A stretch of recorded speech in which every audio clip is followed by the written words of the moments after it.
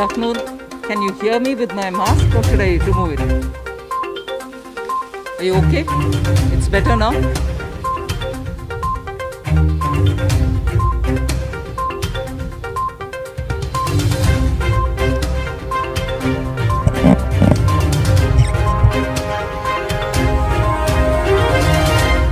Good afternoon.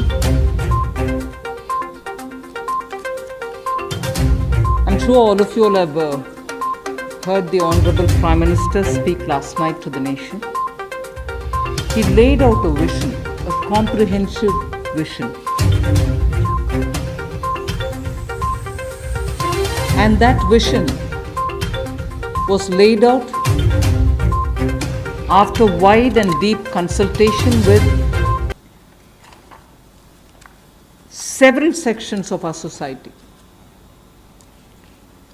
And these discussions were held at various levels, with various ministries, and also gradually taken up to the level of the Prime Minister's office. And the Prime Minister himself has been spending considerable time to make sure that the inputs obtained are given due consideration and they form a part of the package that's being given to the country.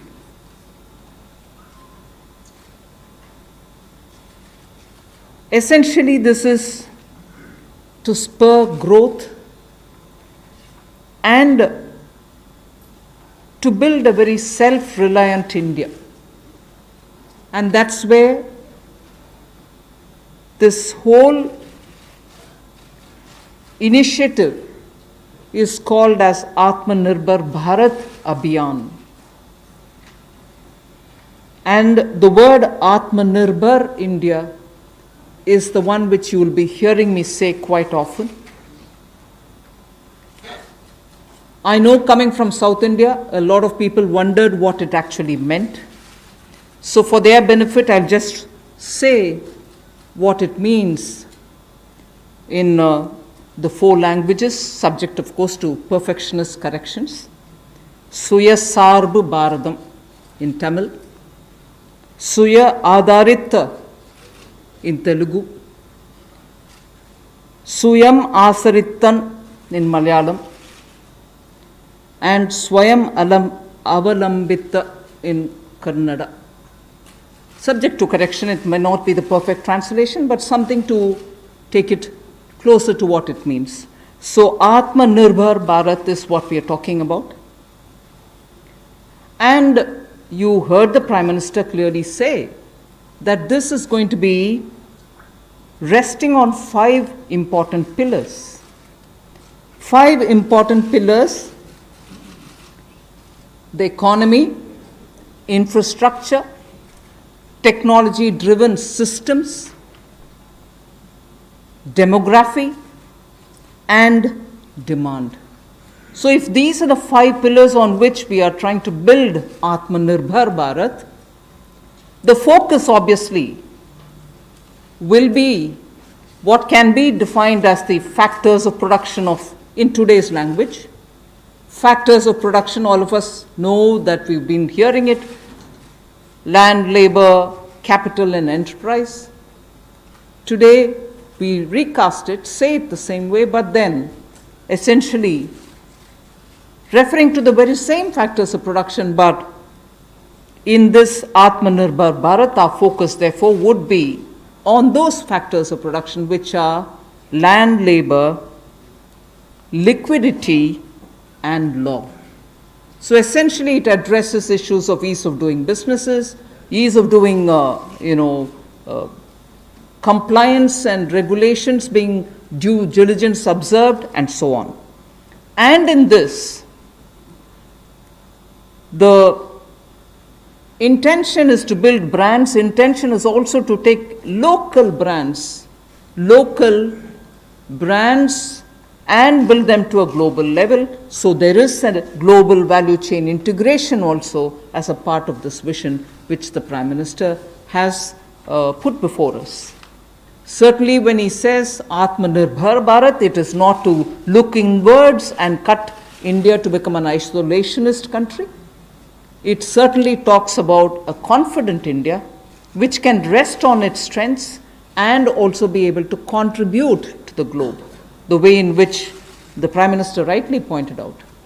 The production of PPE and masks and also ventilators to an extent has rapidly grown within these 40 days. We have the capability, we have the enterprise to build such capabilities and help the world with it. And therefore, India shall continue contributing to the globe. You've also been seeing, I'm moving away from Prime Minister's last night's speech, you've been seeing that the government being led by Prime Minister Modi, even in 2014-19 regime, was a listening, was a sensitive, and also was a responding government.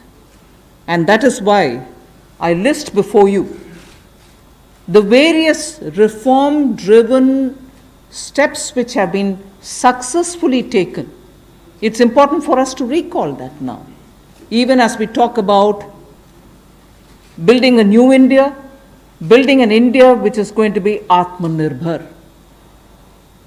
If I were to group them into different categories and list out what has been done by this government, even in between 2014 and 19, if you were to talk about the poor, we had the DBT-based reforms, based on which today, as we look at the migrants, look at the poor, look at the lockdown in their lives and the impact it has made in their lives, the DBT enabled us to directly put money into their accounts, and they didn't even have to go to the bank to collect it. The bank mitras were able to come and deliver the money, and therefore that reform based on Jan Dhan accounts, based on Aadhaar, and based on mobile technology has brought a revolution in this country, which many countries do recall now, and many of them are not able to do it, although India is able to do it. So for the poor, the DBT, the micro insurance schemes, PM Awas Yojana, Ujjwala Yojana, again something which has made it possible for people to have free cooking gas in the last 3 months.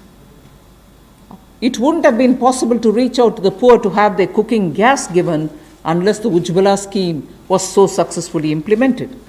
Swachh Bharat Abhiyan and Ayushman Bharat. And therefore for the poor, during the last tenure, the several schemes which benefited were all reform driven.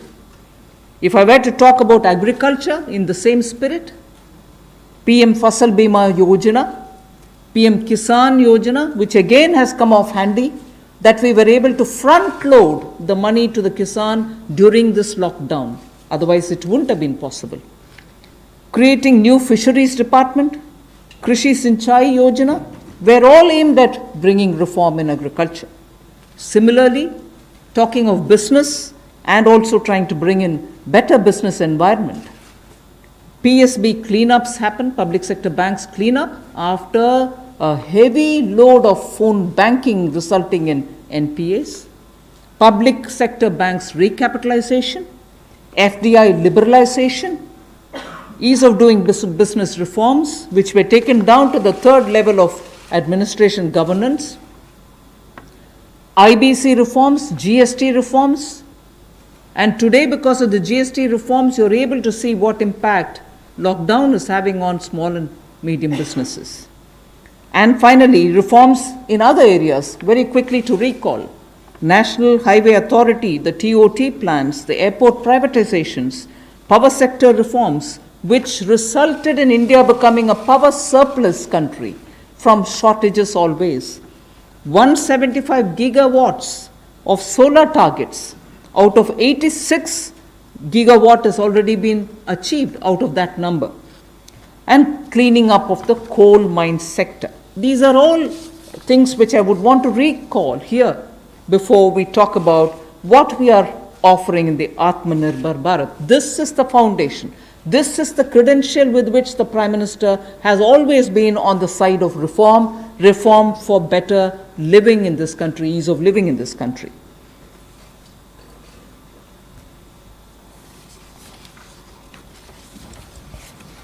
नमस्कार। कोविड-19 में देश और दुनिया के सामने बहुत सारे संकट खड़े किए और इन चुनौतियों के समय में भी भारत के यशस्वी प्रधानमंत्री आदरणीय मोदी जी अवसर देखते हैं और कहीं ना कहीं पिछले कल का उनका जो देश के प्रति संबोधन था उसमें स्पष्ट तौर पर दिखता है कि आत्मनिर्भर भारत बनाने के लिए ये जो संकल्प उन्होंने लिया है, ये जो सोच अपनी देश के सामने रखी है, इसने एक नई ऊर्जा देशवासियों में भर दी है। जहां अपने घरों तक सीमित थे लोग, आज वो आत्मनिर्भर भारत बनाने के इस संकल्प में जुड़ने जा रहा है और संकट में अवसर देख रहा है।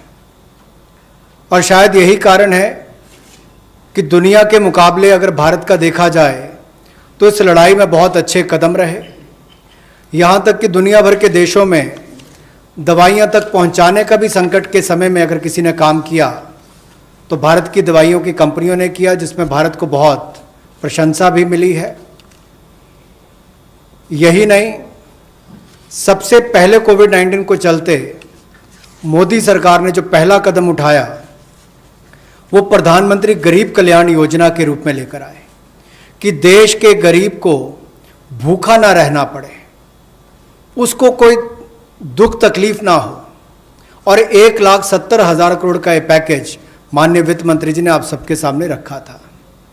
और यही नहीं, कंप्लायंस की कोई दिक्कत ना हो कि आपको कानूनी तौर पर वैधानिक रूप से कोई जो नियमों का पालन कर रहा है उसमें आप रह ना जाएं, तो उसकी भी छूट 3 महीने का मॉरेटोरियम पीरियड आपको दिया गया। फिर आरबीआई के माध्यम से भी घोषणाएं हुई जिसमें लिक्विडिटी का फ़ायदा आप सबको मिला, देश के करोड़ों लोगों को। तो मेरा मानना ये है कि रिफॉर्म्स की जब माननीय प्रधानमंत्री जी बात करते हैं कि आत्मनिर्भर भारत हमने बनाना है, तो उसके 5 स्तंभ की उन्होंने बात की है, 5 पिलर्स की बात की है, जिसके विस्तार में उल्लेख माननीय वित्त मंत्री जी ने किया है। मैं एक बात इसमें और कहना चाहता हूं कि ये जो हम इकोनॉमी की बात करते हैं, अर्थव्यवस्था की बात करते हैं, पहला स्तंभ आधारभूत ढांचा हमारा ऐसा हो जो आधुनिक हो। और यही नहीं, हमारे सिस्टम जो है वो 21वीं शताब्दी में हमें विश्वगुरु बना सकें, उस लायक हम बनाएं। वाइब्रेंट डेमोग्राफी की हम बात करते हैं, युवा शक्ति को हम राष्ट्र शक्ति और राष्ट्र निर्माण के रूप में लगाएं और उनका लाभ उठाएं। और डिमांड को कैसे बढ़ाना है और डिमांड सप्लाई चेन का समन्वय कैसे बना रहे और अर्थव्यवस्था आगे और कैसे बढ़े, इसके इस्तेमाल को करने की भी ज़रूरत है। बोल्ड रिफॉर्म्स का पूरा लेखा जोखा माननीय वित्त मंत्री जी ने पिछले 6 वर्षों का दिया है। मैं यही कहूँगा, बड़े निर्णय करने के लिए मोदी जी जाने जाते हैं। चाहे वो गुजरात में आए भूकंप के समय वापस कच्छ को खड़े करने की बात हो, या आज के संकट के समय भारत में पीपीई और मास्क के निर्माण की बात हो। और कहीं ना कहीं यही सोच भारत को आत्मनिर्भर भारत बनाने जा रही है। और इस आत्मनिर्भर भारत जो मूवमेंट है, इसमें हम आप सबको जोड़ने आए हैं। 20 लाख करोड़ का ऐतिहासिक पैकेज माननीय मोदी जी ने पिछले कल घोषणा की है और प्रधानमंत्री जी ने हमें निर्देश दिया है कि प्रतिदिन अलग अलग सेक्टर्स को लेकर आप सबके बीच में आकर इसके विस्तार में हम लोग जानकारी दें। तो माननीय वित्त मंत्री जी आपको अगली जानकारी देंगे कि आज किस सेक्टर को लेकर हम आप सबके बीच में आए हैं। लेकिन बोल्ड रिफॉर्म्स 6 वर्ष भी होती रही, अब भी होगी, जब तक भारत आत्मनिर्भर नहीं हो जाता। उस दिशा में लगातार काम चलता रहेगा। So I broadly explained about the reform steps which were taken during the previous 14 to 19 tenure of this government. And after the 2019 elections, the July budget was presented. Post that, immediately in this very hall, we met several times over several fortnights when we had to respond to the call of the hour, the need which was felt by the SMEs and many others. And all this only to underline the fact that you're speaking with a sensitive, a responsive, and a government which believes in consultation. So then after that, the budget of February 2020 was presented, but soon after came Corona. And after the parliament session was concluded, within hours of the announcement of the lockdown, the PM Garib Kalyan package was announced, about which Amos has briefly referred. The numbers are something which are worth recalling here because we are going to have to build on that. 52,606 crores into DBT account of 41 crore bank account holders, the Jan Dhan account holders. 18,000 crore worth grain and pulse transfers happened, in which 48 lakh metric tons of wheat and rice have been distributed, costing 69 crores, to 69 crore account ration card holders. 71,738 metric tons of pulses have been distributed to 6.25 crore card holders. Aside from this, non-card holders have also been distributed grains. And I mentioned a minute ago about the Ujjwala scheme, which helps distribution of free cylinders. Divyang and old age pensioners have all been also given assistance. So after the lockdown, within a couple of hours, meaning within a day or two, we came with that announcement of the Garib Kalyan package. With that, there was also a compliance and also due diligence related deadline dates which were postponed so that ease of compliance could come in. Beginning today, I come over to speaking about today. Beginning today, for the next few days, I shall be coming with this entire team before you to put out the details of the vision which PM has put forth yesterday. So PM's vision for a self-reliant India, we will come with the details in various tranches beginning today, and we shall not forget in each of the tranches that we are talking about that we do have a responsibility towards the poor of this country, towards the needy of the country, towards the migrant workers of this country, the Divyang and the aged. So the tranches will of course be for all our convenience, suitably bringing grouped items which have some correlation. Alongside, you also had the Reserve Bank of India coming up with a lot of liquidity infusion, about which the data which will be shared with you all will go into greater detail about the quantum that they came up with, the LTROs and the TLTROs. I'm not getting into it so that you'll get the data, but we are not going into it. We also ensured, the Revenue Secretary is here, we also ensured that 18,000 crores of refunds through a special drive were given for all the income taxpayers. Drawback were also given the payments. So the intention being liquidity should be in the hands of the people. For all those who have up to 5 lakhs of refund dues, we cleared it. 14 lakh taxpayers have benefited because of that. So with that said, today the tranche has about 15 different measures, 6 of which pertain to the micro, small and medium enterprises. कुटीर लघु उद्योग के लिए 6 ऐसे कदम हम उठाएंगे. 2 relate to the Employees Provident Fund. 2 relate to the NBFCs, Housing Finance Corporations, and the MFIs, Microfinance Institutions. 1 relates to DISCOMs. one relates to contractors, one relates to real estate, and 3 are tax measures that we've taken. So I'll get into the detail of today's tranche of announcements. I said there are 6 major steps for the MSMEs. The first one, there is a collateral-free automatic loan for MSMEs which is being provided. This will give facility up to 3 lakh crores. 25 crore outstanding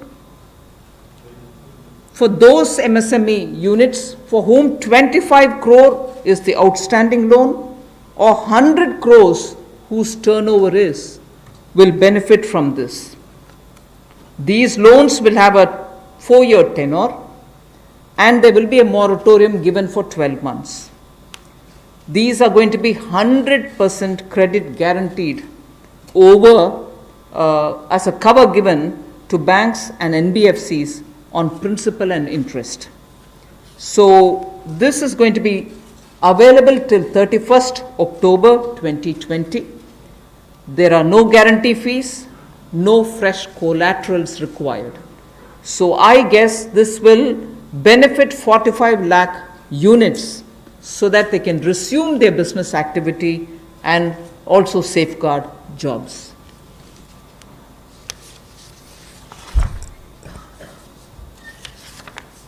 प्रधानमंत्री गरीब कल्याण योजना में जहां सबसे पहले Covid health workers के लिए 50 लाख रुपए की इंश्योरेंस पॉलिसी का प्रावधान किया गया था, वहीं पर 80 करोड़ गरीबों को 5-5 किलो गेहूं या चावल देने का प्रावधान किया गया और पूरे देश भर में पीडीएस के अलावा अतिरिक्त ये 5-5 किलो उनको दिया गया, पिछले महीने भी और इस महीने भी। इसके अलावा ये प्रति व्यक्ति 5-5 किलो था और प्रति परिवार दाल देने का भी काम किया गया 1 किलो। और इसके अलावा जो हमारे वृद्ध, विधवा, दिव्यांग हैं उनको भी जनधन खातों में सीधा पैसे डाले गए, 500-500 रुपये, 1000 रुपये उनको टोटल डाला गया। इसके अलावा जो 20.5 करोड़ जनधन योजना खाता धारक थे, ऐसे 41 करोड़ खातों में भी 52,606 करोड़ रुपया अब तक ट्रांसफ़र कर दिया गया है। 8 करोड़ उज्ज्वला योजना के जो उपभोक्ता हैं उनको मुफ्त में 3 महीने 1-1 सिलेंडर देने की बात हुई थी, जब तक उनको सिलेंडर की आवश्यकता है। उसकी प्रक्रिया भी शुरू हो गई और दे भी दिए गए। यहाँ तक कि जो पीएम किसान के लिए भी 2,000 रुपया ऐसे करोड़ों किसानों के खातों में उसको ट्रांसफ़र कर दिया गया। तो जितनी घोषणाएं उस पीएम गरीब कल्याण योजना के अंतर्गत की गई थी, उन पर सारे कदम भारत सरकार द्वारा उठाए गए और करोड़ों भारतीयों को इसका लाभ माननीय प्रधानमंत्री नरेंद्र मोदी जी के माध्यम से मिला है। जहां तक व्यापारी वर्ग की बात है, आम आदमी की बात है, कंप्लायंस का बर्डन उसके ऊपर ना आए, घर से बाहर नहीं जाते थे, तो उसके सामने जो संकट था कि वो कैसे समय सीमा रहते अपनी कंप्लायंस पूरी कर सके, उसमें भी उसको छूट दी गई और उसको भी 3 महीने आगे बढ़ाया गया, जिससे उसको लाभ मिला है। आरबीआई ने भी जो महत्वपूर्ण घोषणाएं की, उससे लाखों करोड़ रुपए की लिक्विडिटी मार्केट में आई है, जिससे पूरे देश को लाभ मिला है। और इसकी जानकारी आप सबके सामने पहले भी रखी है, केवल आज एक बार फिर आपके ध्यान में लाने की ज़रूरत पड़ी तो उसको किया है। एक जो मीडिया के माध्यम से हमारी जानकारी हमें मिली और जो वीडियो कॉन्फ्रेंस और बाकी सब वार्तालाप बाकी लोगों से हुआ, मध्यम, सूक्ष्म, लघु उद्योग, कुटीर उद्योग, घरेलू उद्योग जो है, इन सब के सामने बहुत बड़ी मुसीबत थी कि पैसों की भारी कमी थी। इन सब के लिए क्या किया जाए, ये भारतीय अर्थव्यवस्था की रीढ़ है। ये जो हमारा सूक्ष्म, लघु, मध्यम उद्योग है, कुटीर उद्योग है, गृह उद्योग है, इन सब का एक बहुत महत्व है। 12 करोड़ से ज़्यादा लोगों को ये रोजगार देते हैं। तो ऐसे कारोबार और व्यापार करने वाले, विशेष तौर पर एमएसएमई सेक्टर जो है, इसके लिए आज एक बहुत बड़ी घोषणा है कि collateral free automatic loan 3 lakh crore रुपए का मध्यम सूक्ष्म लघु कुटीर और गृह उद्योग को मिलेगा। इसमें किसी को अपनी ओर से कोई गारंटी, कोई कोलेटरल देने की आवश्यकता नहीं है और इसका समय सीमा भी 4 वर्ष की होगी और पहले 12 महीने यानी कि पहला 1 वर्ष उनको प्रिंसिपल रीपेमेंट नहीं करना पड़ेगा, इनके मूलधन का चुकाना नहीं पड़ेगा, मूलधन को नहीं चुकाना पड़ेगा और 12 महीने की इस पर छूट रहेगी और 4 वर्ष के लिए उनको ऋण दिया जाएगा। तो 3 लाख करोड़ रुपए का ये ऋण, ये हमने बगैर किसी गारंटी, बगैर किसी कोलेटरल के भारत के मध्यम सूक्ष्म लघु उद्योग, कुटीर और गृह उद्योग के लिए मोदी सरकार ने करके दिया है। I just move to the next one, which is about a 20,000 crore subordinate debt proposition which we are bringing. If the earlier one, which was just now explained by the MOS, was for standard MSMEs who, because of lockdown, couldn't move forward because they didn't have money, they didn't have cash coming in. So for buying raw materials or paying the wages, if they had a problem, you had that emergency credit line which we spoke about just a minute ago. Now I come to talking about subordinate debt through which we want to infuse about 20,000 crores. These are meant for stressed MSMEs. So if you're providing for the standard, you're now providing for the stressed MSMEs. Now the stressed MSMEs do have a problem of equity. So for them, through a subordinate debt provision, we want to provide about 20,000 crore liquidity. 2 lakh MSMEs are likely to benefit from this. The functioning of the MSMEs which are NPA or are stressed, all of them will be eligible.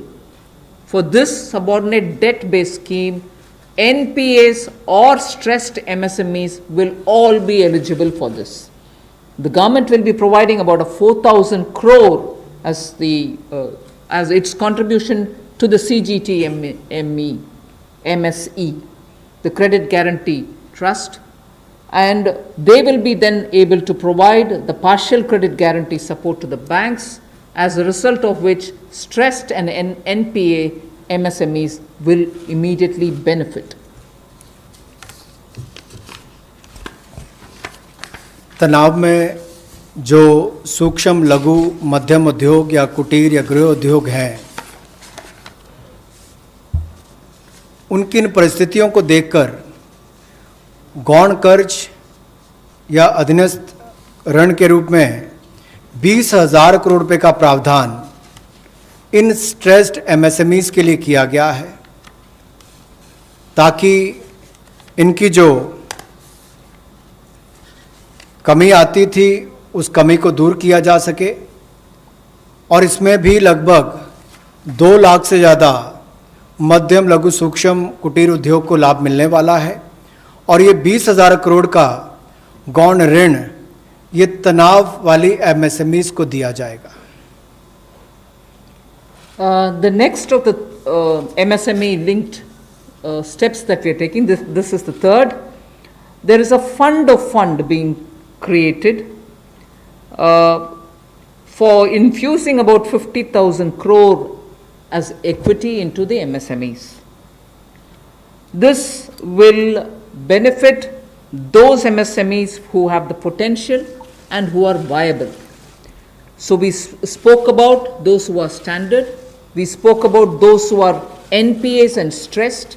Now I'm talking about MSMEs who may be doing viable business and who need hand-holding because of the situation thanks to the COVID.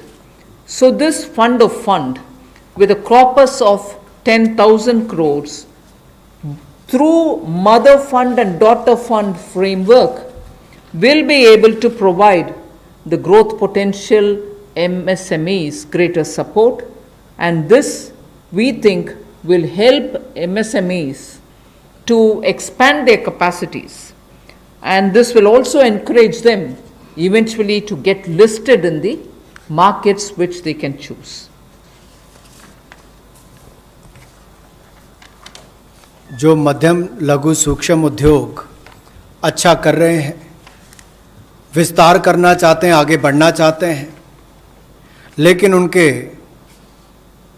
आकार को बढ़ाने की या क्षमता को बढ़ाने की सुविधाएं नहीं मिल पाती थी, तो उसके लिए फंड्स ऑफ फंड्स का प्रावधान किया गया है और इस फंड्स ऑफ फंड्स के माध्यम से 50,000 करोड़ की इक्विटी इन्फ्यूजन होगी, ये हम करने जा रहे हैं।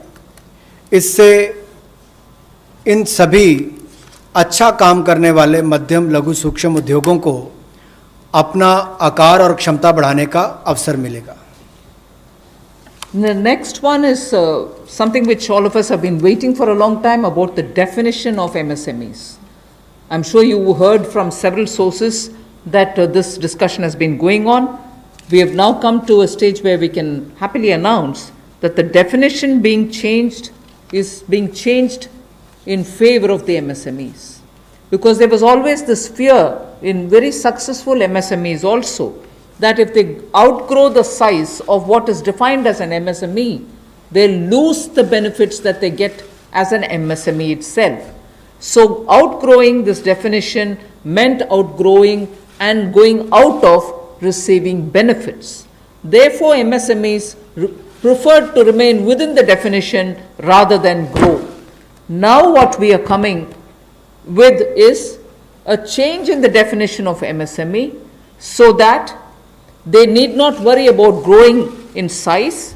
They will still be able to get quite a lot of benefits which otherwise as an MSME they had got. So now how do we change it?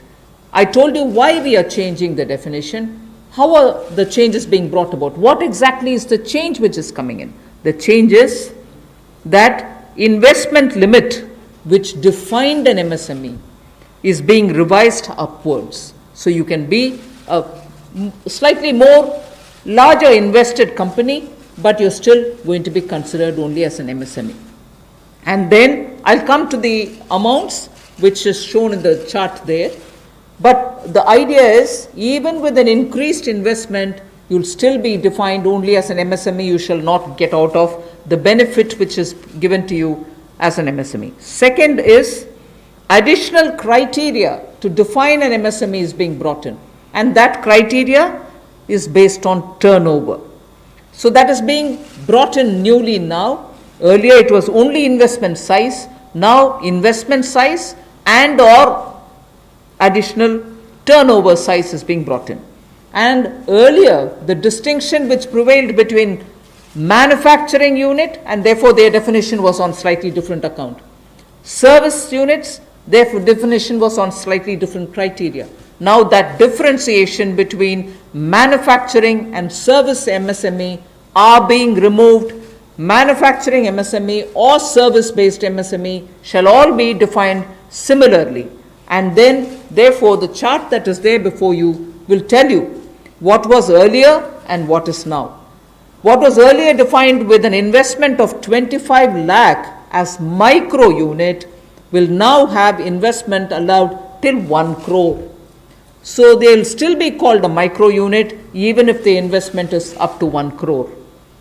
Now in that, service investments of 10 lakhs were called as micro earlier. Now because the distinction is removed, service also will have the benefit of being called a micro unit even if the investment is 1 crore. Over and above it, I did say that in addition to investment as a definitional criteria, we are bringing in the criteria of turnover also. So now your investment can be up to 1 crore and your turnover can be up to 5 crore. You shall be called as micro. This or that. Your investment can be 1 crore and your turnover can be 5 crore. Up to 5 crore, you will be micro enterprise. And so on. So small will be up to 5 crore, manufacturing enterprise. Services was up to 2 crore. Now the definition is changed to 10 crores and 50 crores. Investment and turnover, and so on. The table explains it.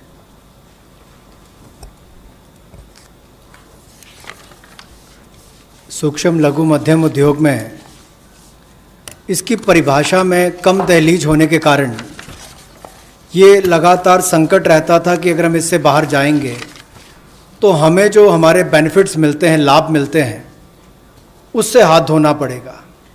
और यही कारण था कि हमारे कुटीर सूक्ष्म लघु उद्योग कभी बड़ा बनने का सपना नहीं देखते थे, और सपना देखते भी थे तो ये जो सीमा इसके लिए रखी गई थी, कम दहलीज थी, इसके कारण ये बड़े नहीं हो पाते थे। और कहीं ना कहीं जो आज कंपटीशन है उसमें फिर ये बहुत पीछे रह जाते थे। वर्षों लंबित मांग है, वर्षों से मैं सुनता आ रहा हूँ, चौथी बार एमपी बन गया, कब से शुरू हो रही, आज तक वही मांग है। मैं धन्यवादी हूँ प्रधानमंत्री मोदी जी ने इस पर ये कदम उठाने के लिए कहा है। और जो पहले क्राइटेरिया था कि मैन्युफैक्चरिंग यूनिट जो है वो 25 लाख से कम इन्वेस्टमेंट की होगी तो माइक्रो में आएगा, और सर्विस एंटरप्राइजेज जो थी वो 10 लाख तक की अगर उसने इन्वेस्टमेंट की होगी तो माइक्रो में आएगा। अब इसमें एक बदलाव किया गया है कि निवेश की लिमिट को तो बढ़ाया ही गया है, साथ में कारोबार को भी जोड़ा गया कि आपने व्यवसाय या कारोबार कितना उस वर्ष में किया है। तो इसको इन्वेस्टमेंट को बढ़ाकर माइक्रो के लिए 25 लाख से बढ़ाकर 1 करोड़ तक की जो इन्वेस्टमेंट करेगा वो माइक्रो यूनिट कहलाएगा। और ये मैन्युफैक्चरिंग और सर्विसेज दोनों के लिए एक ही क्राइटेरिया रहेगा, तो सर्विस सेक्टर को भी माइक्रो में आने का लाभ मिला है। तो 1 करोड़ से कम निवेश करने वाले को माइक्रो इंडस्ट्री में, जो 5 करोड़ तक का व्यापार कारोबार करेगा उसको माइक्रो कहा जाएगा। स्मॉल वाले के लिए 10 करोड़ तक का निवेश और 50 करोड़ तक का कारोबार करने का प्रावधान, और मीडियम जो है उसमें 20 करोड़ तक का निवेश और 100 करोड़ तक की टर्नओवर। तो आप कल्पना कीजिए कि कल तक जो शायद मीडियम वाले के लिए आता था वो आज आपके स्मॉल वाले के लिए भी उससे बेहतर ऑप्शंस आकर खड़ी हो गई। तो इससे हमारे कुटीर सूक्ष्म लघु मध्यम उद्योग को बहुत बल मिलने वाला है। एक और बैंकों का हाथ पकड़ना, पैसा देना, दूसरी तरफ से डेफिनेशन चेंज करके उनके आकार और क्षमता को बढ़ाने का अवसर देना, ये अपने आप में क्रांतिकारी कदम इस दिशा में लिया गया है। I move to the fifth step in the MSMEs. I said total 6 measures have been are getting announced today. Of the 6, the fifth one is that for government procurement, tenders up to 200 crores will no longer be on global tender route, meaning global tenders will be disallowed in government procurement for tenders up to 200 crores.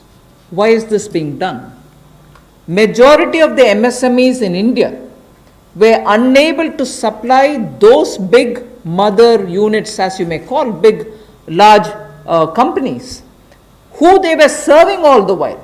Suddenly the conditions became, based on the global tenders, unmatchable by our MSMEs. So they were disqualified from supplying to companies for whom they actually grew as ancillary units. As a result, many of our MSMEs were not anymore able to participate in supplying products to many of these large units. So by bringing this condition now, we are saying for global tenders worth 200 crores or less, particularly for government procurement, they need not be global tenders at all. So this will make MSMEs do their business with a lot more confidence and carry on with it. Self-reliant India will also then be able to serve Make in India, because small units can now be participant in government purchases.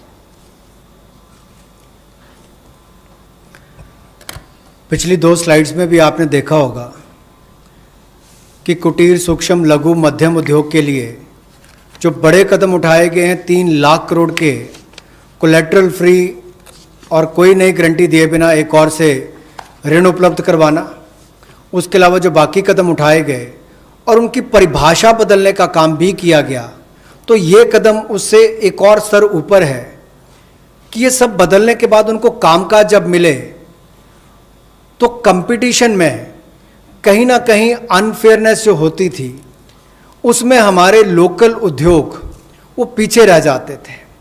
तो local को बल, local से global तक जाने की बात जो कल तक प्रधानमंत्री जी ने कही, उसी दिशा में एक ये कदम है। लोकल के लिए वोकल भी, लोकल को बल भी, लोकल से ग्लोबल भी।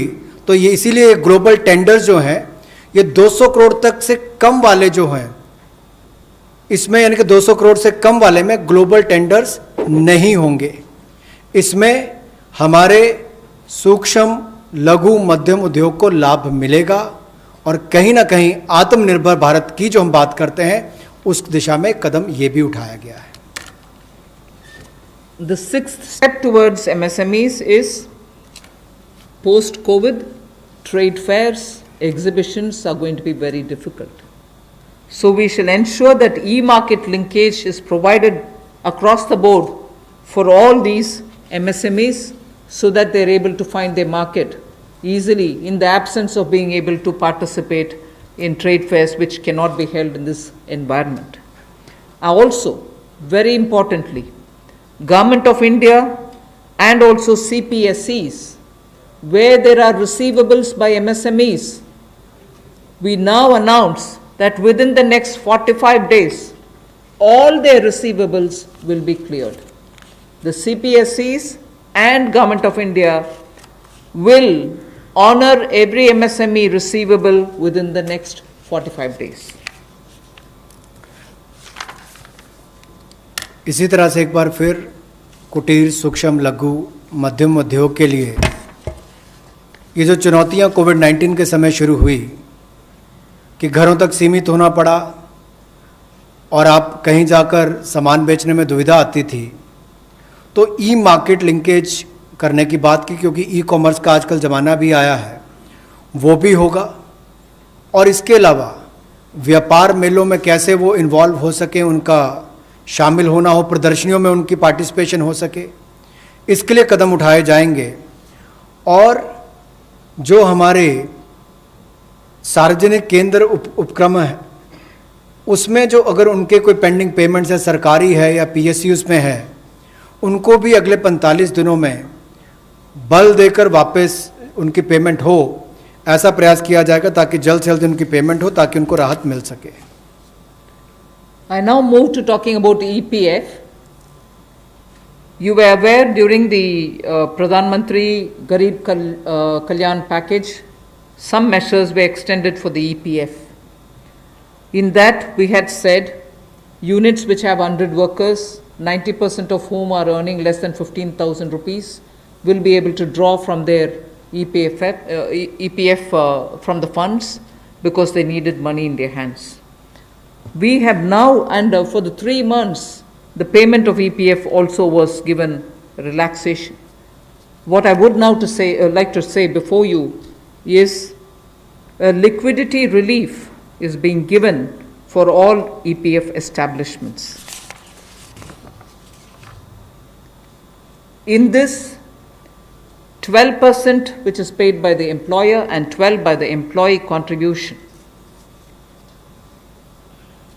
We extend the support which Government of India gave for another 3 months. We had given it for March, April and May up to May 2020. The payments were made into their eligible accounts by Government of India for March, April and May. Nearly 3.6 lakh establishments benefited from this. Liquidity relief of 2,500 crores to 72.22 lakh employees is now being proposed to be provided by extending this contribution for the next 3 months also. June, July and August 2020, the EPF contribution will be paid by Government of India, and this shall provide 2,500 crore liquidity support. So what was given earlier for March, April and May is now being extended for another 3 months, which will be June, July and August, and therefore we shall be infusing 2,500 crore liquidity and 72.22 lakh employees will benefit from it. 1,70,000 crore के प्रधानमंत्री गरीब कल्याण package में एक सुविधा दी गई थी कि EPF जो है, प्रोविडेंट फंड जो है, वो 12% जो कर्मचारी उसका भी और जो नौकरी देने वाला उसका भी 12% भारत सरकार देगी। और ये पहले 3 महीनों के लिए हमने किया था, जिसकी भुगतान कर भी दिया गया पहले 2 महीनों के लिए, और इसको अगले 3 महीने और बढ़ा दिया जाएगा।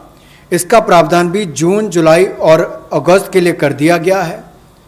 3,67,000 ऐसी संस्थाओं के 72,22,000 ऐसे कर्मचारियों को इसका लाभ मिलेगा, जब कर्मचारी का 12% हिस्सा भी और नियोक्ता जो नौकरी देने वाला है उसका 12% हिस्सा भी भारत सरकार देगी, और ये कुल मिलाकर 2,500 करोड़ के लगभग का लाभ इनको मिलेगा।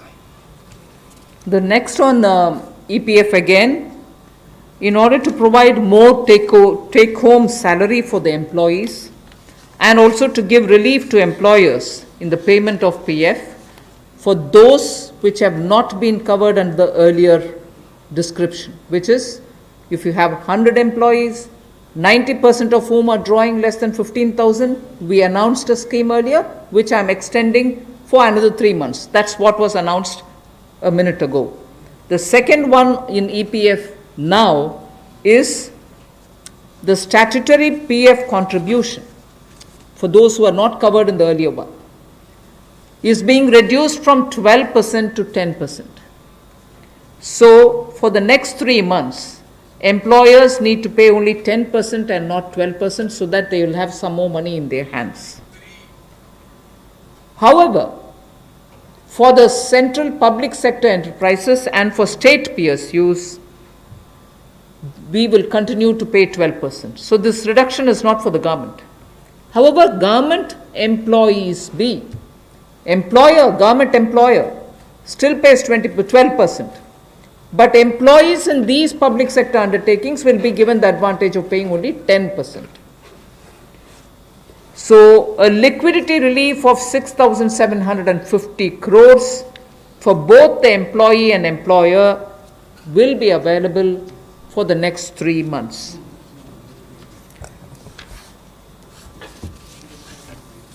एक और प्रावधान, क्योंकि आज के समय पैसा कर्मचारी के हाथ में भी कैसे ज़्यादा हो, इसमें भी एक बड़ी राहत देने का प्रयास इसमें किया है कि जो ईपीएफ कंट्रीब्यूशन है, जिनका ईपीएफ का योगदान है, वो ऐसे संस्थानों के लिए और कर्मचारियों के लिए 12% से कम करके 10% अगले 3 महीनों के लिए किया गया है। इससे कर्मचारी भी और संस्थान दोनों को लाभ मिलेगा। लेकिन जो सरकारी हमारी संस्थान है, सेंट्रल पीएससीज हैं, इनके लिए 12% ही रहेगा, उसमें कोई बदलाव नहीं किया गया है। तो इससे कुल मिलाकर 6,750 करोड़ रुपए का लिक्विडिटी सपोर्ट इनको मिलेगा और एक तरह से 6,750 करोड़ रुपया ज़्यादा इनके हाथ में आएगा। The next one is about non-banking financial companies, housing finance corporations, and microfinance institutions. We have been hearing, in spite of a lot of steps which the RBI took, in spite of all the provisions that we made between the July budget and the February budget, it was felt that the NBFCs were not able to get enough resources. And particularly some NBFCs which were not very highly rated had particular difficulties in comparison to the others. So, Government of India now launches a 30,000 crore special liquidity scheme. Under the scheme, investment will be made in both primary and secondary market transactions where investment grade debt papers, this is not infusing equity, this is taking and buying debt papers of NBFCs, housing finance corporations and microfinance institutions, and not high quality debt papers, they can be investment quality also. So this we expect will have an impact on those struggling NBFCs who need money to carry on with business, and these NBFCs are also those who have been funding MSMEs. So in order for these NBFCs to keep their network of MSMEs served, this infusion is absolutely necessary, and these securities with which you're going to buy these debt papers will be fully guaranteed by Government of India. They will be fully guaranteed by Government of India. We hope that this will also bring in a lot of difference for NBFCs who have access to small and micro units, and therefore we want to ease the flow of credit through these NBFCs who have only not so good debt papers in their hands. गैर banking वित्तीय कंपनियां NBFCs या फिर हमारे housing finance companies और micro finance institute, इन सब के लिए जो इनके पास लिक्विडिटी की कमी आती थी, धन का अभाव होता था, उसके लिए ये नई योजना लेकर आए हैं जिसमें 30,000 करोड़ रुपए का विशेष तौर पर प्रावधान किया जाएगा। स्पेशल लिक्विडिटी स्कीम ये होगी जिससे इनके धन की आपूर्ति भी होगी, और इसके माध्यम से जहां एक और हाउसिंग सेक्टर को बल मिलेगा, एमएसएमई सेक्टर को बल मिलेगा, उसका भी लाभ हमारी अर्थव्यवस्था में और नीचे आम आदमी को पहुंचेगा, और इसका पूरी तरह से गारंटी भारत की सरकार देगी। The next facility also for the NBFCs is to give 45,000 crore liquidity infusion through a partial credit guarantee scheme for the NBFCs in particular. This is an existing scheme, but we are expanding its scope. Expanding its scope only because it will now cover borrowings such as primary bond issued, the commercial papers. So all these will constitute the liability side of the balance sheet, but we are getting into that area also. But in this case, as different from the previous one, 20%, the first 20% loss alone will be borne by the guarantor, which is Government of India. The first 20% loss. So in this again, AA rated papers below and also below that will all be included. Even unrated papers will be eligible for investment. This we think will help many of the microfinance institutions, and with this, if money goes into their hands, even based on unrated papers, we guess they will have liquidity to reach out to the MSMEs who may be in the far-flung areas. जहां पहली 30,000 करोड़ की liquidity guarantee scheme लेकर आए थे, liquidity scheme लेकर आए थे NBFCs के लिए, एचएफसीज और एमएफआईज के लिए, वहीं पर अब आंशिक ऋण गारंटी योजना ये लगभग 45,000 करोड़ रुपए की एनबीएफसीज का इसमें प्रावधान किया गया है। इसमें भारत सरकार गारंटर होगी, जो 20% का नुकसान इसके द्वारा वहन किया जाएगा। और यही नहीं, इसमें AA पेपर और इससे भी नीचे वाले जो हैं उसको भी इसमें पैसा मिल पाएगा, ऋण मिल पाएगा। और इसके अलावा जो अनरेटेड पेपर एलिजिबिलिटी है इन्वेस्टमेंट के लिए, वो भी इसमें प्रावधान किए गए हैं ताकि ज़्यादा इसका स्कोप बढ़ सके, ज़्यादा लोगों को इसका लाभ मिल सके, और कुल मिलाकर इससे भी नई लैंडिंग जो है यानी कि कर्जा दिया जा सके सूक्ष्म लघु मध्यम उद्योग को और आम नागरिकों को भी मिल सके, उसके लिए इसका प्रावधान किया गया है। I move over to talking about the DISCOMs. DISCOMs today are facing unprecedented cash flow problems. They desperately need help.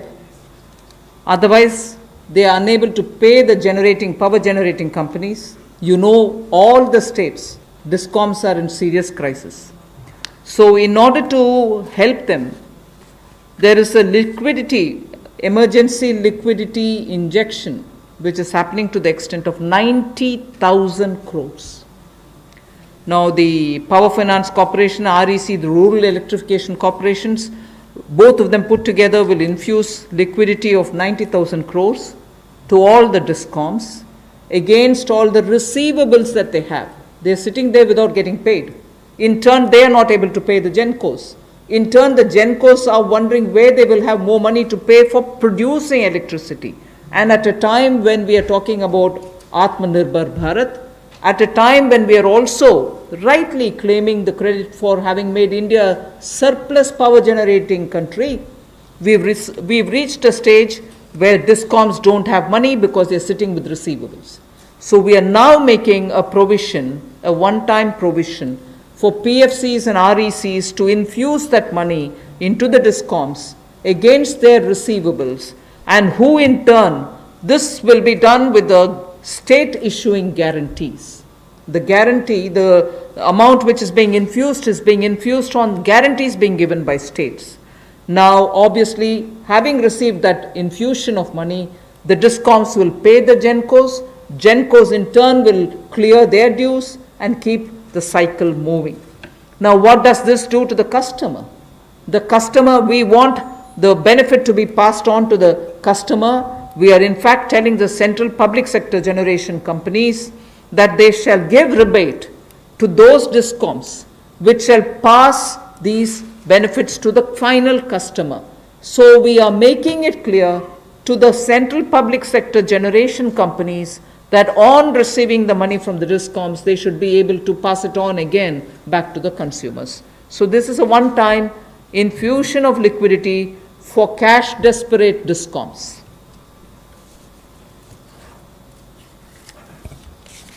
बिजली वितरण कंपनियों की आय में जो भारी कमी आई है और लेनदारी जो इनकी कई राज्यों से बढ़ी है, उसके कारण भी ये अभूतपूर्व नकदी प्रवाह की स्थिति इनको देखनी पड़ रही है। इन परिस्थितियों में आम उपभोक्ता को भी नुकसान ना हो, बिजली उत्पादन करने वाले भी और बिजली वितरण करने वाले भी इस अभूतपूर्व समस्या में कहीं उलझ कर ना रह जाएं, इसके लिए 90,000 करोड़ रुपए का प्रावधान डिस्कॉम्स के लिए किया गया है, बिजली वितरण कंपनियों के लिए किया गया है। और ये 90,000 करोड़ रुपया जो बिजली वितरण कंपनियों को दिया जाएगा वो पावर फाइनेंस कॉरपोरेशन और रूरल इलेक्ट्रिफिकेशन कॉरपोरेशन के माध्यम से दिया जाएगा।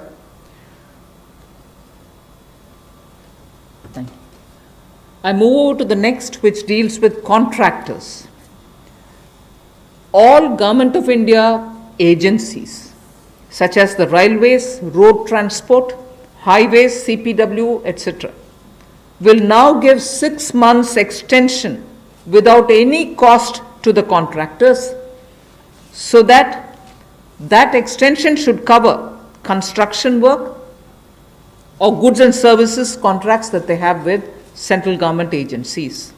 They can take additional 6 months to comply with the contract conditions.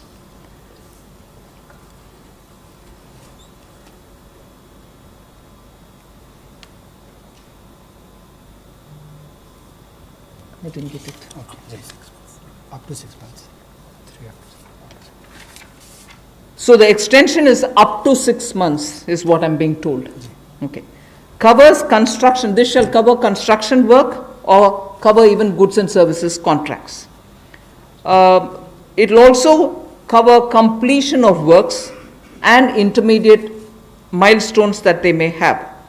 This will also cover and extend concessional period which is given in PPP contracts. So even the concessional periods will get extended up to 6 months.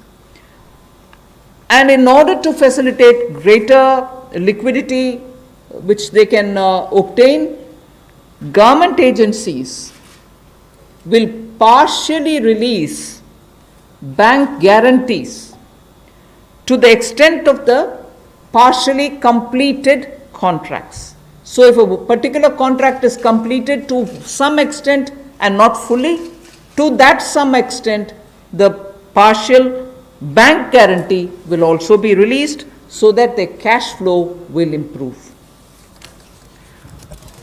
जहां एक और पहले 200 करोड़ तक के tenders global नहीं होंगे, एक वो राहत दी गई। अब उसके बाद जो अभी काम हमारे कॉन्ट्रैक्टर्स कर रहे हैं देश भर में, चाहे वो रेलवेज़ का हो, सड़कों का हो, हाईवेज़ का हो, सेंट्रल पब्लिक वर्क्स का हो, अलग अलग डिपार्टमेंट्स के हों, क्योंकि कोविड के कारण ये समस्या खड़ी हुई, तब उनको 3 महीने से ज़्यादा 6 महीने तक की राहत इसमें दी जा सकती है एक्सटेंशन के रूप में, ताकि उनको कोई खामियाजा ना भुगतना पड़े।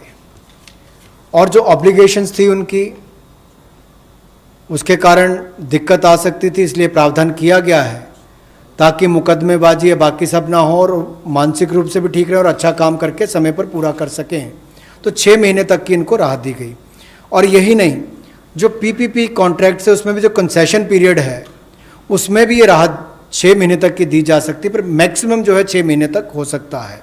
केस टू केस मैटर करेगा। और जो सिक्योरिटी दी जाती थी पार्शियल, उसको रिलीज़ किया जा सकता है आंशिक रूप से।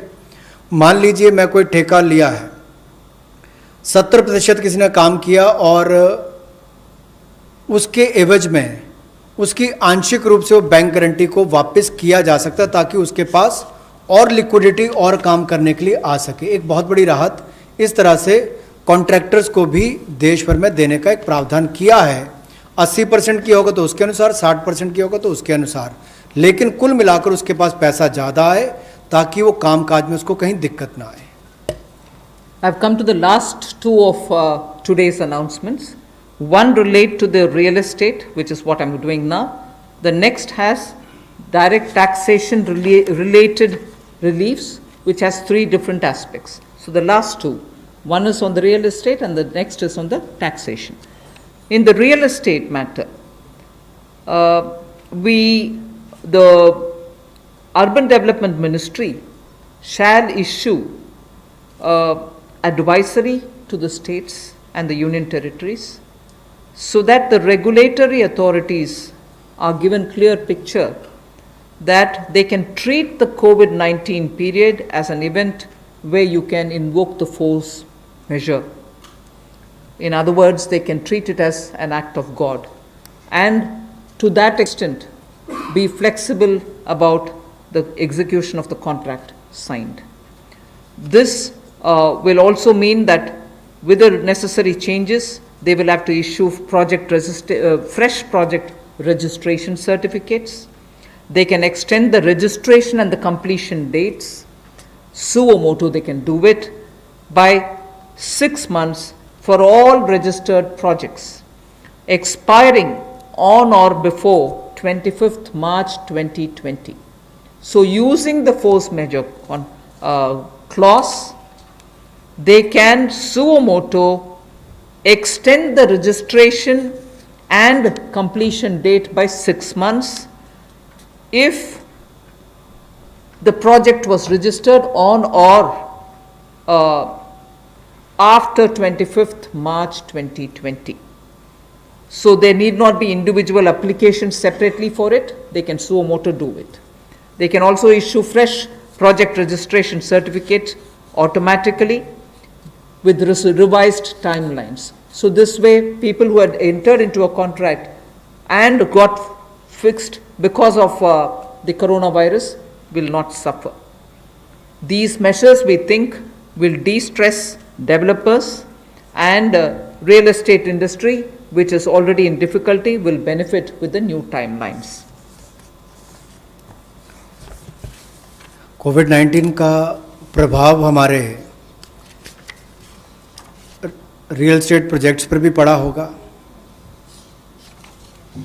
और इसके लिए ही ministry of housing and urban development ये राज्य की सरकारों को और यूटीज़ को एडवाइस भी करेगी कि उनकी जो रेगुलेटरी अथॉरिटीज़ हैं वो एक प्रावधान करें कि जो रजिस्ट्रेशन और कंप्लीशन डेट है उसको सुओ मोटो 6 महीने तक आगे बढ़ा दिया जाए,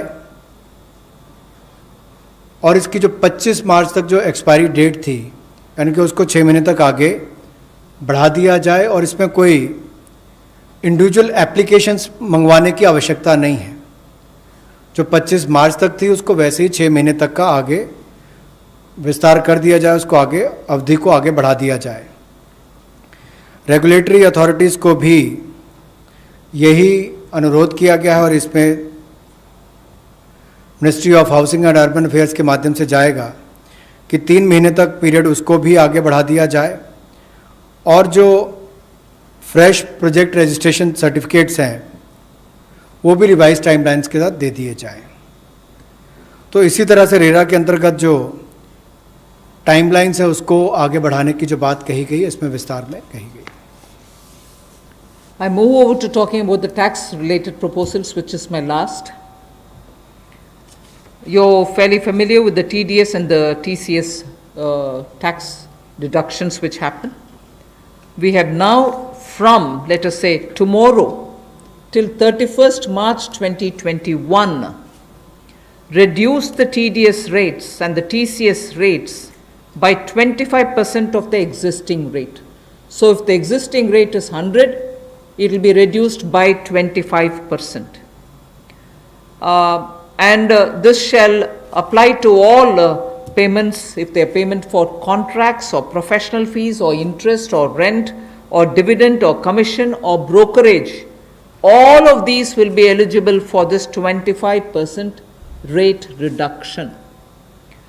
Through this, and as I said, this will be coming into force from tomorrow and last till March 31st, 2021. And this we think, this reduction we think will release nearly 50,000 crores in the hands of the people who otherwise would have paid it as TDS. This reduction alone is going to give 50,000 crores back to the people, in the sense it will be in their hands rather than coming in as payment of taxation. जो TDS rates हैं वो सभी non salaried payment वालों को, residents को, और TCS rate जो है उसमें 25% की कटौती की गई है फाइनेंशियल ईयर 2020-2021 के लिए, और इससे 50,000 करोड़ रुपए का लगभग लाभ आम जनता को मिलने वाला है। यानी कि अगर मेरा 100 रुपया बनता था तो मैं 100 रुपये की बजाय अब 75 रुपये दूंगा और उसमें 25% की कटौती की गई है। तो एक बहुत बड़ी राहत गैर वेतनभोगी इन सब के लिए, non salaried payment to residents, इनके लिए की गई है। The next is a set of dates which are getting extended for direct tax, some of the measures that we are taking. All pending refunds to charitable trusts and non-corporate businesses and professions, including that of proprietorship, partnership, LLP and cooperatives, shall be issued immediately. I did mention at the beginning that we have already refunded quite a lot of refunds which were either 5 lakhs or lesser to individuals who waited for their refund for a long time, and through that nearly 14 lakh people had benefited. Now we are saying that the pending refunds of all charitable trusts, non-corporate businesses, professions, proprietorships, partnerships, LLPs and cooperatives, many of whom can be very small. Many of these are in cooperative sectors, many are MSMEs, many are small partnerships. All their refunds will be given immediately, which will mean that they will get their due money, that's their money, they will get it back in their hands without any delay. Then the due date of all income tax returns for the year 2019-2020 are now being extended from 31st July 2020 and 31st October 2020 to 30th November 2020, and tax audits from 30 September 2020 is being changed to 31st October 2020. So that is a measure which will help people not to worry about how they are going to do their compliance, will they be able to file their returns or not. So that is a step which we take. And the last one, which also is a taxation related measure, is the date of assessments getting barred, because assessment time gets barred with a certain date. We are conscious of it, we have taken cognizance of it, so we are saying date of assessments getting barred as on 30th September 2020 is now being extended to 31st December 2020. So 3 months extension is being given so that date of assessment doesn't get barred as of September 2020, it can wait till December 2020. And also, those getting barred on 31st March 2021, we are saying this in advance, those getting barred as of 31st March 2021 are being extended to 30th September 2021. They are clear now, again 6 months extension for those March. We are telling that in advance. 31st March 2021, which we are getting debarred, will now be moving over to 30th September 2021. And the last point that I would want to share with you all for this evening is, we've launched this Vivad Se Vishwas scheme for making payment, and there was a component that you had to pay 10% extra if it is beyond a certain date. Now, without any additional amount which is to be paid, in total, the whole Vivad Se Vishwas scheme is getting extended up to 31st December 2020. And for this extension, no extra payment is being asked. So the entire Vivad Se Vishwas moves over to 31st December 2020. 5 lakh तक के refund 14 lakh से ज़्यादा लोगों को अब तक वापस कर दिए गए थे। उसके अलावा जो उससे ऊपर वाले हैं उसकी भी प्रक्रिया शुरू, और बहुत सारे लोगों को वो भी वापस कर दिए गए हैं जो रिकॉर्ड समय के अंदर किए गए।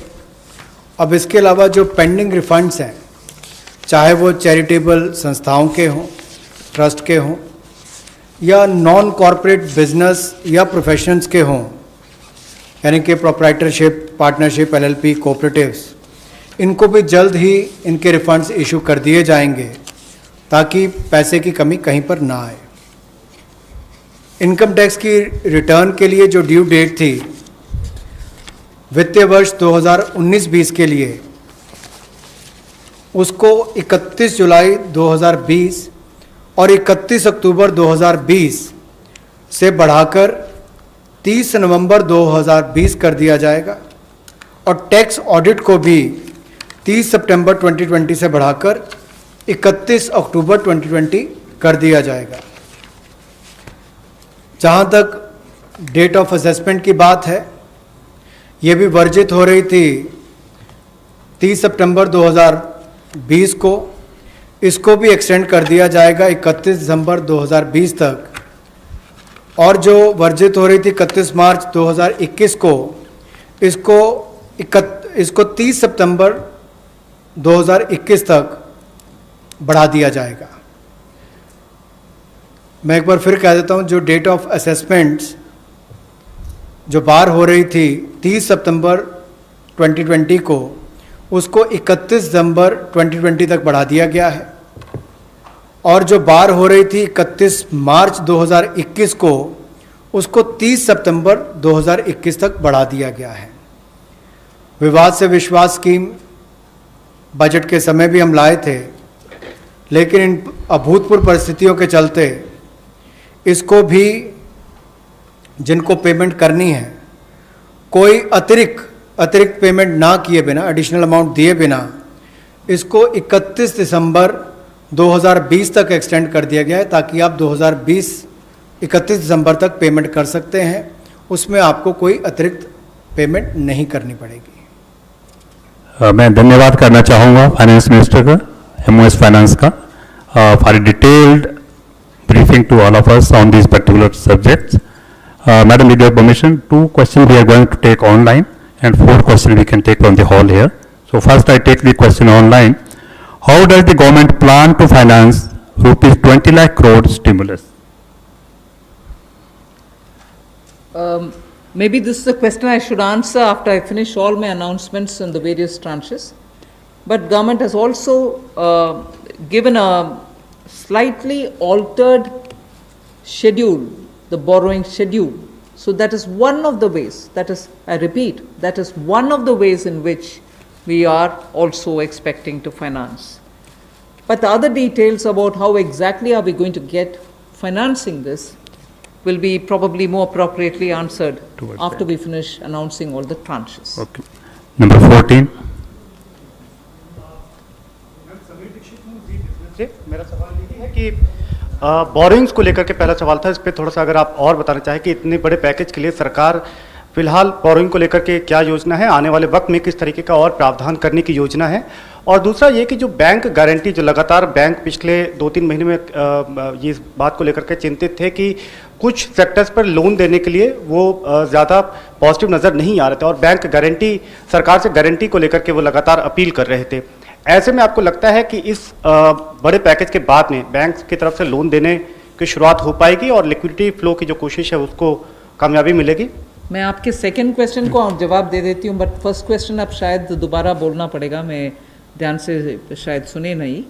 सेकंड क्वेश्चन के लिए मैं जवाब ये दे रही हूँ कि ये गारंटी का विषय जो आपने उठा रहे हैं कि बैंक से भी मांग था, उसके लिए तो आज गारंटी का विषय भी हमने घोषणा कर चुके हैं।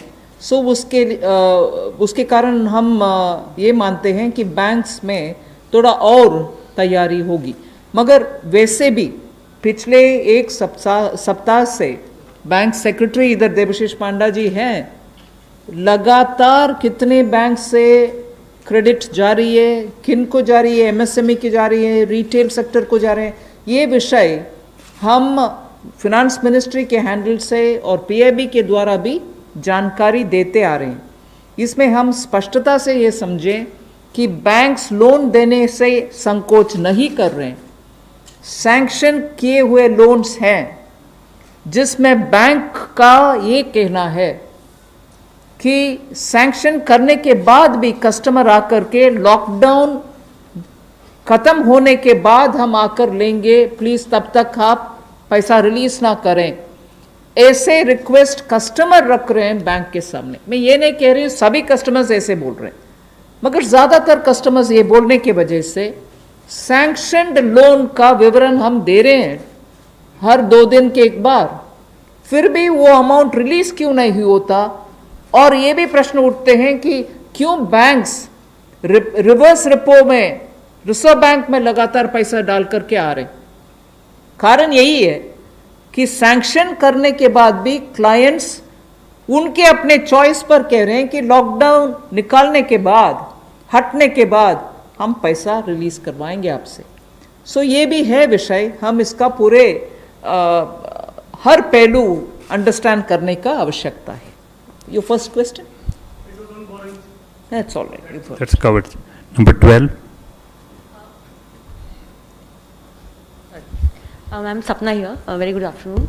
Ma'am, 2 questions. A lot of queries are coming from various quarters that after the announcement of the additional borrowing by the government last Friday of 4.2 lakh crore approx, how much is of that's going to be taken care in terms of meeting the revenue gap, ma'am?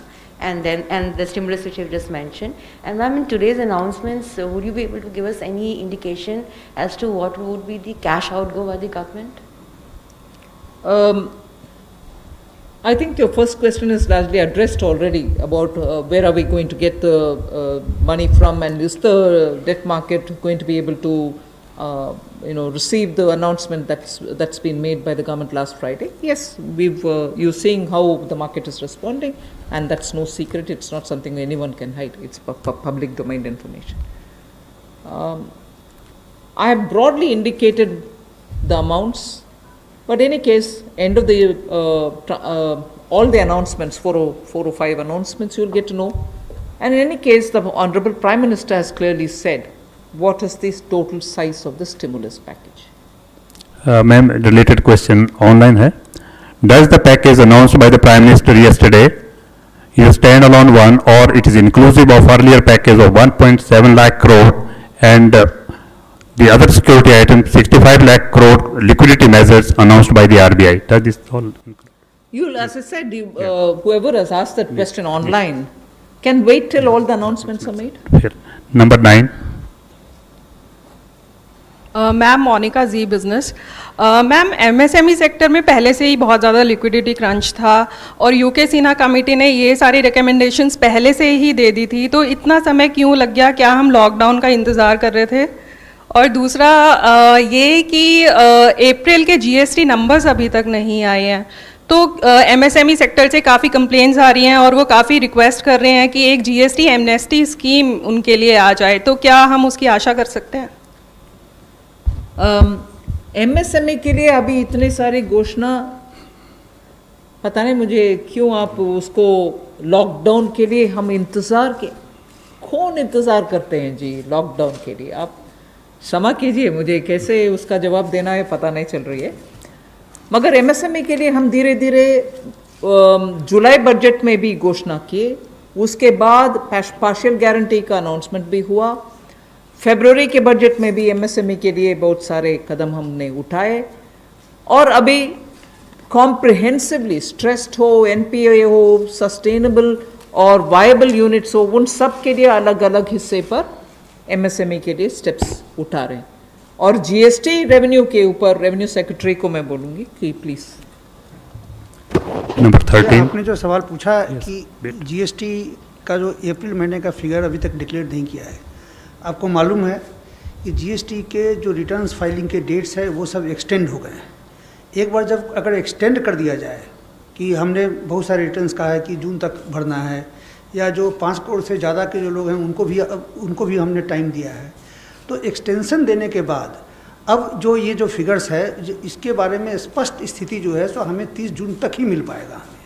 तो इसीलिए हम लोगों ने उस figure को अभी तो जो लोग पैसे दे पा रहे हैं वो दे पा रहे हैं, बाकी लोग 30 जून तक उनको अवधि दी गई है, उसके बाद ही हमें स्पष्ट स्थिति मालूम पड़ेगा कि कितना पैसा आया, किन लोगों ने रिटर्न फाइल किया है। जहाँ तक कि आपने एमएसएमई की बात की, जीएसटी रिफंड इस एक महीने में, अप्रैल महीने में टोटल इस फाइनेंशियल ईयर में अब तक करीब 11,000 करोड़ लोगों को जीएसटी का रिफंड दे दिया गया है। 11,000 करोड़ एक महीने में, और उसकी संख्या भी मैं बताऊं अगर तो करीब 27,000 लोगों को आईजीएसटी का रिफंड मिला है, और जो बाकी जो जीएसटी का जो रिफंड है करीब 1,39,000 लोगों को जीएसटी का रिफंड मिला है। Madam Sunil Prabhu, NDTV. Just 2-3 points. One, of course, was on the fiscal deficit. Where do you keep the target now? Because this is something that you didn't visualize it. Prabhu, just may I intervene? Please focus your question on today's briefing part, because as Madam told, It's part of that, sir. 4-5 series Okay. briefing will be here, so please focus for the today's briefing. That is one part of it, madam, the fiscal deficit and, the states asking for FRBM and, certain measures which you have been part of the deliberations in that aspect. The second is that when you say the EPF and this package that is being given to MSMEs, especially, there is unemployment that is taking place. How are you going to safeguard that, through various measures vis-a-vis this, and what exactly is the outlay that we are envisaging in terms of from the finance ministry? You've actually sort of spread like a bird's eye view of what's going to come. So I might want you to wait for the next announcements. 33. Yeah. That's why I said it's 33. Ma'am मैं शैलेश हूँ NI से। Ma'am MSME को लेकर आपने तमाम announcement करे हैं, उसमें 2-3 तो क्लैरिफिकेशन चाहूँगा। एक तो जो एमएसएमई की डेफिनेशन आपने चेंज करी है, उससे कितनी कंपनीज़ को बेनिफिट होगा, और जो 200 करोड़ से ऊपर के जो टेंडर हैं, जो फॉर ग्लोबल टेंडर्स आते थे, कितने लोग जो हैं उससे, कितने ग्लोबल टेंडर्स उससे बाहर हो जाएंगे। और मैम एक सवाल मेरा ये है कि जो आज आपने अनाउंसमेंट करा है और जो इंफ्रास्ट्रक्चर का 1 लाख करोड़ का जो आप लोगों ने टारगेट करा है, उसमें से कितना इसमें अनाउंस हुआ है या अलग है कुछ? मैं ये प्रश्न जो आपने उठाया ग्लोबल टेंडर के विषय में, कोई बाहर नहीं होंगे लोग, इसमें पार्टिसिपेट करने के लिए हम कदम उठा रहे हैं ना।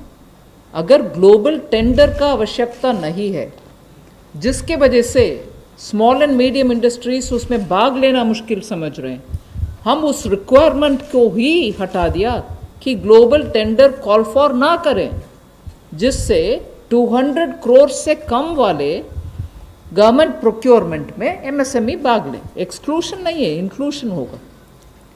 Last question 104. वो आंकड़ा मैं बाद में दूंगी। अभी the intention of that definitional change is to have more companies remain as micro, small and medium enterprises. Growing के वजह से वो इस definition से बाहर ना हो जाएं, इसके लिए कितने यूनिट बेनिफिट होंगे, if anybody of the secretaries have that information they can give, नहीं तो हम आपको कैलकुलेट करके देंगे कितने यूनिट इससे दोबारा एमएसएमई के डेफिनेशन के अंदर आएंगे। मैं आमिर हूं न्यूज नेशन से। एक ब्रॉड पिक्चर को लेकर के एक सवाल है कि जो लॉकडाउन की स्थिति हुई उसके बाद से अब तक भारतीय अर्थव्यवस्था को कितना नुकसान पहुंच चुका है, और दूसरा ये कि जो ये आपका स्टिमुलस पैकेज है 20 लाख करोड़ का, लॉकडाउन की स्थिति आगे भी बढ़ती है अगर, और ये स्थिति ऐसे ही बनी रहती है, तो इससे इसको कितना अर्थव्यवस्था को फायदा पहुंचेगा और कितना अब तक नुकसान अर्थव्यवस्था को हो चुका है? आप दोनों प्रश्न इतना स्पेकुलेटिव प्रश्न पूछ रहे हैं, मेरे से जवाब देना मैं आसान नहीं समझ रही हूँ। अगर lockdown continue, how can I answer? One second, lockdown के वजह से क्या नुकसान हुआ, आंकड़ा करने के लिए अभी समय नहीं है। हम रिस्पॉन्ड कर रहे हैं जिससे न्यू इकोनॉमी उभर कर आना है और सभी स्ट्रेंथ के साथ उनके बिजनेस रिवाइव करना है, उस रास्ते पे हम चल रहे हैं। इसीलिए I can't answer even your first question, I am sorry. Where from this question is coming? Please just last question has already been taken. I know that there are large number of questions today, but friends, as we are meeting regularly for next 2-3 days, so please it's end of thought, sir. I thank madam and thank the MOS. Thank you very much.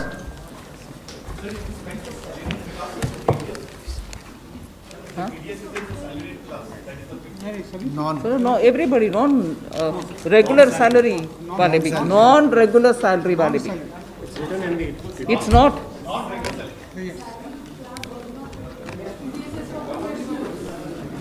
TDS is for professionals, TCS is for others, no?